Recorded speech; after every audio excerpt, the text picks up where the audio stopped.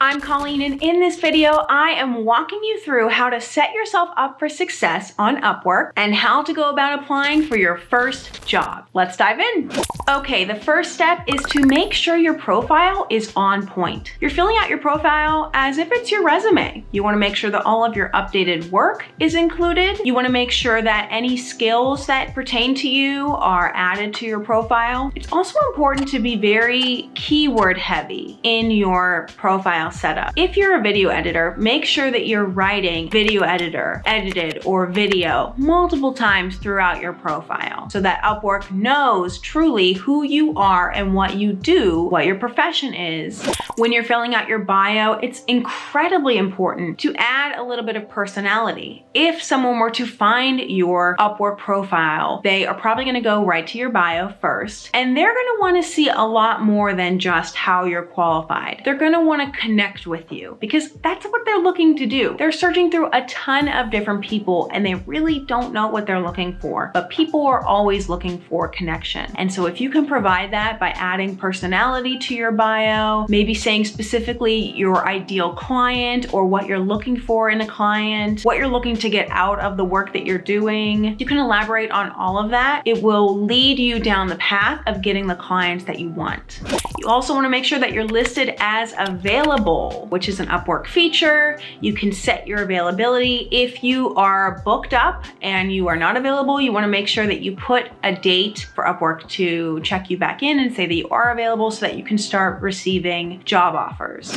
Providing a portfolio link or a demo reel that you can upload straight to Upwork is also recommended. You definitely want to be able to show some examples of what you have done so that if, again, a client comes across your profile, they can see easily the kind of work that you are doing. The next step for you to set yourself up for success on Upwork is to evaluate each job. While you are the one that is, of course, looking to get your foot in the door on Upwork, you are also looking for a good experience for your first job on Upwork. And so it's incredibly important for you to, rather than just throwing your application to any and all companies, really look into each job. Where are they located? Are they in your time zone? Are they close to your time zone? How long is the job? How long are they looking to work with you for? Me personally, I like only applying to long-term jobs because I like forming relationships with my clients and long-term developing their brand and their business with them. What experience level are they looking for? If you were to apply and you are entry level, you probably shouldn't apply to any intermediate or expert because that's going to probably waste your connects. Also, you want to check out the questions, which you can see on every Upwork job. If they are going to be giving you questions in your proposal, do you feel comfortable answering all of them? Sometimes they reveal things about the project in the question. So it's important to check those out to make sure that you do in fact qualify for the position and that you can easily answer all of these questions. And of course, now let's get into applying like a boss. It's all about the cover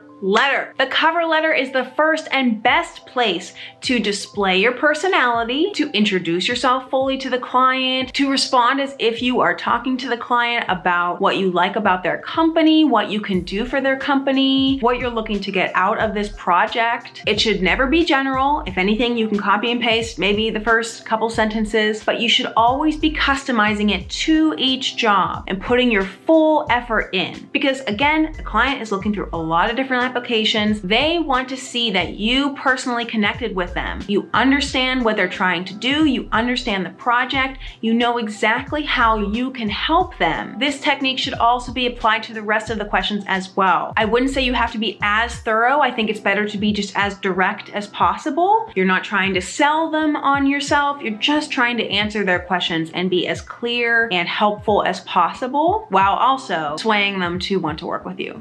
In your cover letter, you can also provide relevant samples. You can provide links to your website or your portfolios. You can provide links to relevant past work, maybe outside of Upwork that you've worked on. One thing to keep in mind when you are applying to jobs on Upwork is to check the proposals. Are the proposals less than 5? Are the proposals less than 10? These are the amount of proposals that the client has received at the moment that you are applying. For me personally, I don't like to apply to any jobs that are over 5 to 10 proposals because a lot lot of the Upwork game is just being there at the right time. And so if you're applying to a job that has 20 proposals, the client is very unlikely to go through all 20 of them unless they all suck. I would recommend only sticking to jobs that are 5 to 10. I think that you are going to be a lot more likely to get the job, or at least have them reach out to you, because you're going to be up there at the top of the proposal list, making you more likely to get hired. Another key here to getting hired on Upwork is to watch their samples. In fact, if they don't provide me any samples, I'm kind of at a loss for what to say. Sometimes I come across jobs that don't even say the company that they're working for, and in that case, it can be really hard to tailor your cover letter to them. But if they do provide samples, make sure to watch them in detail and comment on these samples to the client, letting them know essentially that you watched them and also what they can do to improve upon them, possibly. Be careful with that, I guess. But what did you notice was working in that sample? What do you think can be improved upon? Or what past projects have you worked on that are very similar to them? And one more thing to touch on here, since we are talking about Upwork, we have to talk about Connects. Connects are not necessarily expensive to get, but you should still be careful when you're spending them. If buying more and more Connects becomes too easy for you, you're more than likely going to be ignoring any of my advice and applying to a ton of different jobs and not caring what any of the qualifications or requirements are. You're just going to apply because who cares? You're also going to be more likely to be very general with all your applications, since you are applying to so many jobs. So I would be careful when you are spending your Connects, just for the sake of putting a lot of care and thought into each job that you apply for. Pro tip, after you have worked on a few Upwork jobs and you've gained experience and Upwork knows exactly